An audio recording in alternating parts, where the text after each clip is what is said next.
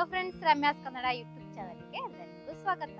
ಇವತ್ತು ನಾನು ಬಂದಿದ್ದು ಕರ್ನಾಟಕದಲ್ಲಿರುವ ಶೃಂಗೇರಿ ಶಾರದಾಂಬಾ ದೇವಸ್ಥಾನದ ಡೀಟೇಲ್ ಆದ ವಿಡಿಯೋವನ್ನು ನಿಮಗೆ ಕೂಡ ಶೇರ್ ಮಾಡೋಕೆ. ಹಾಗಿದ್ರೆ ಬನ್ನಿ ಫ್ರೆಂಡ್ಸ್, ಅದೇನು ಅಂತ ನೋಡ್ಕೊಂಡು ಬರೋಣ. ಶೃಂಗೇರಿ ಶಾರದಾಂಬಾ ದೇವಸ್ಥಾನವು ಕರ್ನಾಟಕ ರಾಜ್ಯದ ಚಿಕ್ಕಮಗಳೂರು ಜಿಲ್ಲೆಯ ತುಂಗಾ ನದಿಯ ತಟದಲ್ಲಿದೆ. ಅದ್ವೈತ ವೇದಾಂತದ ಪ್ರತಿಪಾದಕರಾದ ಶಂಕರಾಚಾರ್ಯರು ಸ್ಥಾಪಿಸಿದ 4 ಪ್ರಮುಖ ಮಠಗಳಲ್ಲಿ ಶೃಂಗೇರಿ ಪ್ರಥಮವಾಗಿದ್ದು, ಮತ್ತಿತರ ಮಠಗಳನ್ನು ಅವರು ಬದರಿ, ಪುರಿ ಮತ್ತು ದ್ವಾರಕೆಯಲ್ಲಿ ಸ್ಥಾಪಿಸಿದರು.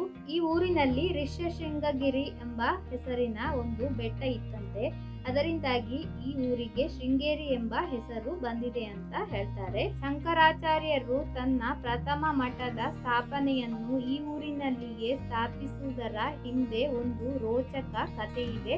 ಅದೇನು ಅಂತ ಒಮ್ಮೆ ತಿಳ್ಕೊಂಡ್ ಬರೋಣ. ಶಂಕರಾಚಾರ್ಯರು ಪ್ರಥಮ ಮಠದ ಸ್ಥಾಪನೆಗಾಗಿ ತನ್ನ ಶಿಷ್ಯರೊಂದಿಗೆ ಜಾಗವನ್ನು ಹುಡುಕುತ್ತಾ ವಿಂಧ್ಯ ಪರ್ವತವನ್ನು ದಾಟಿ ದಕ್ಷಿಣಕ್ಕೆ ಬಂದಾಗ ತುಂಗಾ ನದಿಯ ತೀರದಲ್ಲಿ ಸುಡು ಮಧ್ಯಾಹ್ನದ ಬಿಸಿಲಿನಲ್ಲಿ ಪ್ರಸವ ವೇದನೆಯಿಂದ ಬಳಲುತ್ತಿದ್ದ ಕಪ್ಪೆಗೆ ಹಾವೊಂದು ತನ್ನ ಹೆಡೆಯನ್ನು ಬಿಚ್ಚಿ ನೆರಳಾಗಿಸಿ ನಿಂತಿತ್ತು.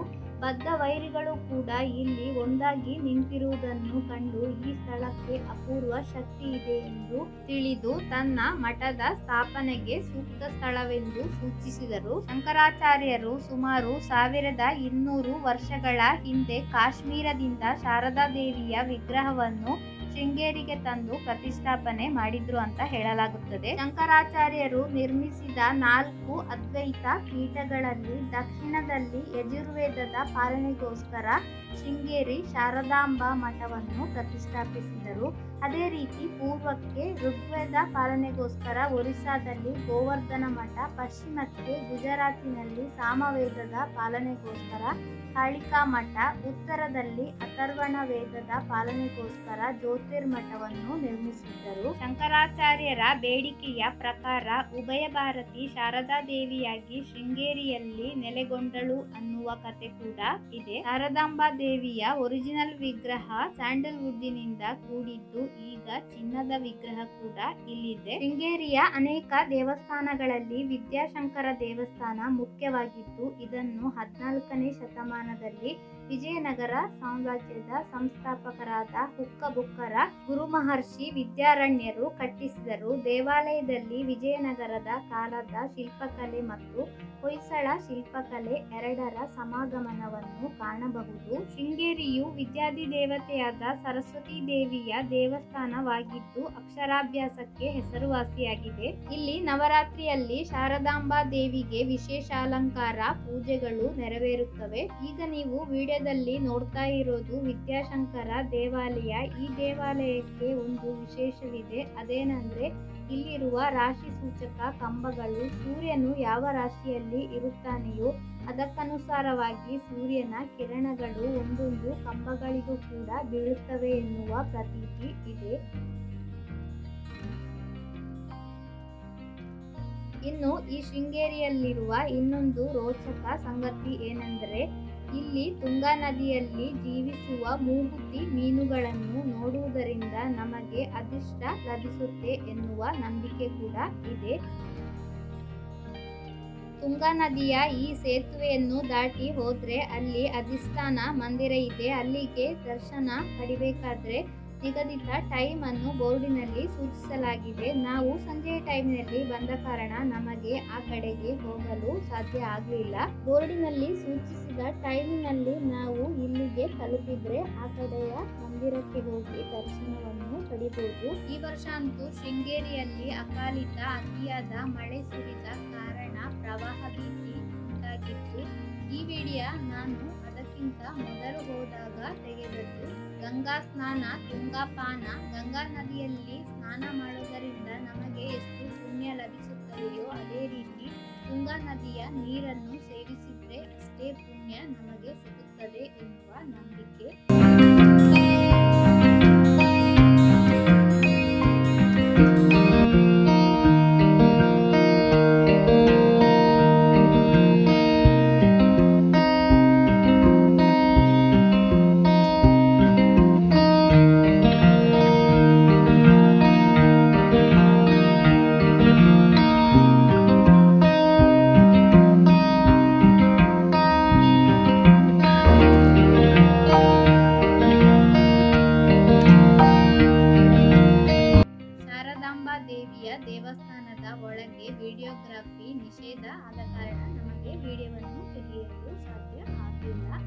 ಇನ್ನು ಶೃಂಗೇರಿಯಲ್ಲಿ ಆದಿಶಂಕರಾಚಾರ್ಯ, ತೋರಣ ಗಣಪತಿ, ಮಹಾಲಯ ಬ್ರಹ್ಮ, ಕೋದಂಡರಾಯ ಸ್ವಾಮಿ, ಹನುಮಾನ, ಗರುಡ ಇತ್ಯಾದಿ ಗುಡಿಗಳು ಕೂಡ ಇವೆ.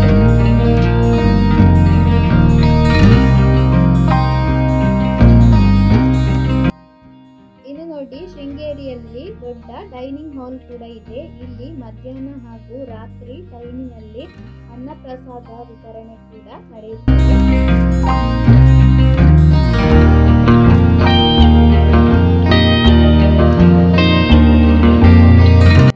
ಈ ನೋಟಿಸ್ ಬೋರ್ಡಿನಲ್ಲಿ ಈ ದೇವಸ್ಥಾನದಲ್ಲಿ ನಡೆಯುವ ಸೇವೆಗಳು ಹಾಗೂ ನಿಗದಿತ ಟೈಮ್ ಅನ್ನು ಸೂಚಿಸಲಾಗಿದೆ. ಅದೇ ಪ್ರಕಾರ ನಾವು ಈ ದೇವಸ್ಥಾನದಲ್ಲಿ ಸೇವೆಗಳನ್ನು ಕೂಡ ಮಾಡಿಕೊಳ್ಳಬಹುದು. ಒಟ್ಟಿನಲ್ಲಿ ಹೇಳೋದಾದರೆ ಸುಂದರ ಪ್ರಶಾಂತವಾದ ಸ್ಥಳ ಇದು. ಒಮ್ಮೆಯಾದರೂ ಇಲ್ಲಿಗೆ ಭೇಟಿ ನೀಡಿ ಶಾರದಾಂಬಾ ದೇವಿಯ ದರ್ಶನವನ್ನು ಪಡೆದು ಹೊರಗಡೆ ನಾವು ಕಾರಿಟ್ಟ ಪಾರ್ಕಿಂಗ್ ಸ್ಥಳಕ್ಕೆ ಹೋದಾಗ ಅಲ್ಲಿ ಒಂದು ತೂಗು ಸೇತುವೆ ಕೂಡ ಇದೆ. ಅದರ ಮೇಲೆ ನಾವು ಹೋಗಿ ಇಲ್ಲಿನ ಸುಂದರ ದೃಶ್ಯವನ್ನು ನೋಡಬಹುದು.